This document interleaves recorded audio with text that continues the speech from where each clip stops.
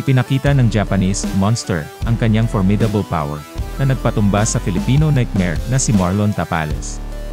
Sa isang striking display of punching prowess at madiskarteng pasensya, nagawa ni Inoue na ipadala si Tapales sa canvas sa ika-4 na round na nagtulak sa kampiyon ng Pinoy na pagtibayin ang kanyang depensa.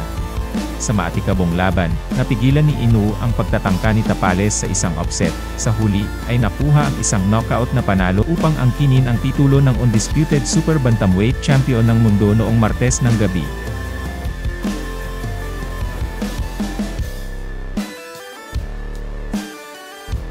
Mula sa opening bell, itinatag ni Inoue ang kanyang sarili bilang aggress. Ang pambungad na round ay isang tahimik na walang boksingero na naglapag ng anumang malinaw at solidong suntok. Ito ay higit pa sa pakikipagkilala sa iyo, kung saan iniabot ni Tapales ang kanyang left straight, at si Inoue sa kanyang kanan. Sa unang bahagi ng second round, bumaba si Tapales. Ngunit ito ay pinasiyahan bilang isang slip, habang si Inoue ay pinindot ang issue at ipinakita na siya ang mas abalang manlalaban. Muli, bahagya ng naghagis ng suntok si Tapales.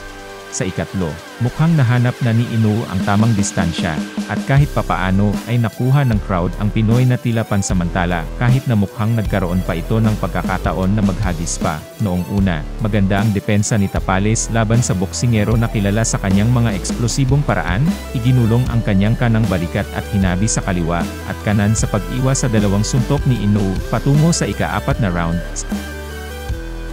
Pang-4, pinalo ni Tapales ang 3-punch combination sa ulo at katawan. Ginising nito ang halimaw, at hindi nagtagal, nagsimulang maglanding si Inoue ng mga suntok tulad ng nakasanayan niya sa kanyang nakaraang 25 na laban. Isang kaliwang hook si Inoue, at nasaktan si Tapales. Pagkatapos ay sunod-sunod na suntok tumama sa Pinoy sa unang pagkakataon. Sa kahabaan ng mga lubid may 20 segundo ang natitira sa round no. 4, bumangon si Tapales, sinubukang ipakita na hindi siya nasaktan, pagkatapos ay nailigtas ng bell. Sa 5th, naglanding si Tapales ng ilang suntok, kabilang ang right uppercut, pagkatapos ay nakakuha rin ng mga solid hits. Napailing si Tapales nang makatama si Inoue ng malinaw na putok, napabuntong hininga ang mga Japanese fans sa ika-7, habang hinihintay nilang pumunta si Inoue para sa knockout, ngunit nabigo. Sinubukan ni Tapales na ipagtanggol ang kanyang sarili ng patagilid sa pamamagitan ng pagharap kay Inoue gamit ang kanyang balikat gaya ng ginagawa ni Floyd Mayweather Jr. Naipon na ni Inoue ang mga puntos sa pagtatapos ng ika-8, ika-9 na round laban kay Tapales. Sa kabila ng pagpapakita ng katatagan ni Tapales sa kanyang defensive skills at tibay, ang mga power punches ni Inoue ay nakahanap ng marka.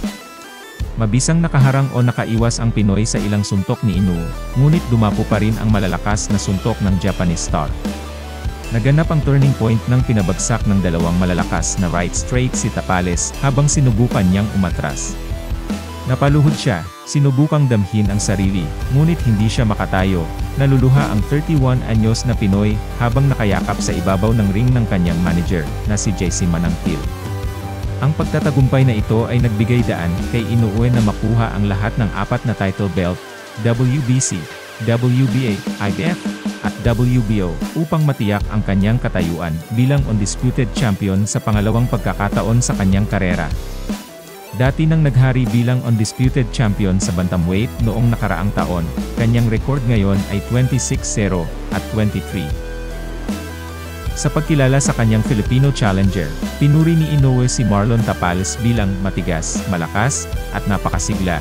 Binanggit ang kanyang pagkagulat sa katatagan ni Tapales, dahil ang Pinoy ay hindi kailanman nagpakita ng mga palatandaan ng pagkapagod o pinsala sa kanyang mukha sa buong laban. Big shootout to Marlon Tapales, said Inoue of his Filipino challenger, who he described as tough, strong, and very spirited. He never showed any fatigue or damage on his face, so was